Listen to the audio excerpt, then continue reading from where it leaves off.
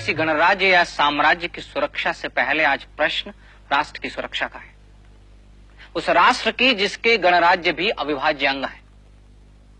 अब कैकय व कौरव, मगध व मालव को साथ साथ कंधे से कंधा मिलाकर भारत की सीमाओं की रक्षा करनी होगी। आचार्य, तक्षशिला की सीमाओं की रक्षा करने का उत्तरदायित्व हमारा कैसे हो सकता है? ये सीमाएं आपकी अपनी हैं। पर तक्षशिला की राजनीति से गणराज्यों का क्या संबंध आचार्य? हिमालय से लेकर समुद्र पर्यंत भारत एक है, उसकी पग पग भूमि हमारी अपनी भूमि है। पर उस पर हमारा अधिकार तो नहीं है, न हम उससे लाभान्वित होते हैं। यदि कोई आपके मस्तक पर आघात करे तो क्या आपके हाथ नहीं उठेंगे? क्या अपने मस्तक की रक्षा के लिए आपके चरण गतिमान नहीं होंगे? क्या आपकी बुद्धि आपकी रक्षा का प्रयास नहीं करेगी? अवश्य करेगी। आप उसी राष्ट्र के अंग है जिसका अभिसार व तक्षशिला मस्तक है गणमुख्य।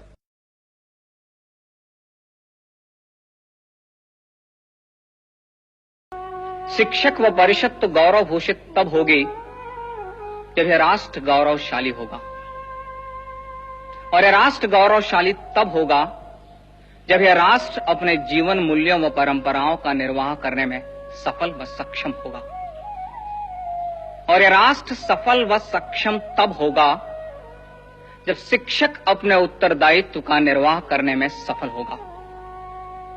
और शिक्षक सफल तब कहा जाएगा जब वह प्रत्येक व्यक्ति में राष्ट्रीय चरित्र का निर्माण करने में सफल हो।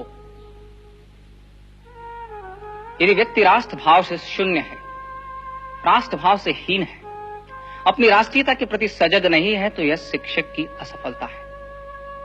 और हमारा अनुभव साक्षी है कि राष्ट्रीय चरित्र के अभाव में हमने अपने राष्ट्र को अपमानित होते देखा है। हमारा अनुभव है कि शस्त्र से पहले हम शास्त्र के अभाव से पराजित हुए हैं।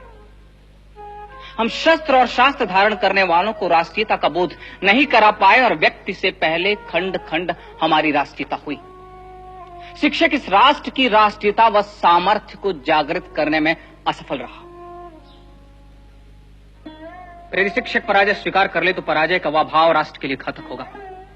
अतः वेद वंदना के साथ साथ राष्ट्र वंदना का स्वर भी दिशाओं में गूंजना आवश्यक है। आवश्यक है व्यक्ति व्यवस्था को यह आभास कराना कि यदि व्यक्ति की राष्ट्र की उपासना में आस्था नहीं रही तो उपासना के अन्य मार्ग भी संघर्ष मुक्त नहीं रह पाएंगे। अतः व्यक्ति से व्यक्ति, व्यक्ति से समाज व समाज से राष्ट्र का एकीकरण आवश्यक है। अतः शीघ्र ही व्यक्ति, समाज व राष्ट्र को एक सूत्र में बांधना होगा, और वह सूत्र राष्ट्रीयता ही हो सकती है।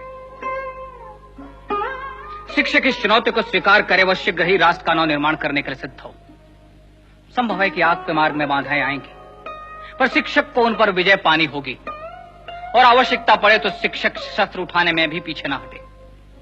मैं स्वीकार करता हूं कि शिक्षक का सामर्थ्य शास्त्र है, पर यदि मार्ग में शस्त्र बाधक हो और राष्ट्र मार्ग के कंटक सिर्फ शस्त्र की ही भाषा समझते हो तो शिक्षक उन्हें अपने सामर्थ्य का परिचय अवश्य दे। अन्यथा सामर्थ्यहीन शिक्षक अपने शास्त्रों की भी रक्षा नहीं कर पाएगा। संभव है कि इस राष्ट्र को एक सूत्र में बांधने के लिए शिक्षक को सत्ताओं से भी लड़ना पड़े, पर स्मरण रहे कि सत्ताओं से राष्ट्र महत्वपूर्ण है, राजनैतिक सत्ताओं के हितों से राष्ट्रीय हित महत्वपूर्ण है। अतः राष्ट्र की वेदी पर सत्ताओं की आहुति देनी पड़े तो भी शिक्षक संकोच न करे।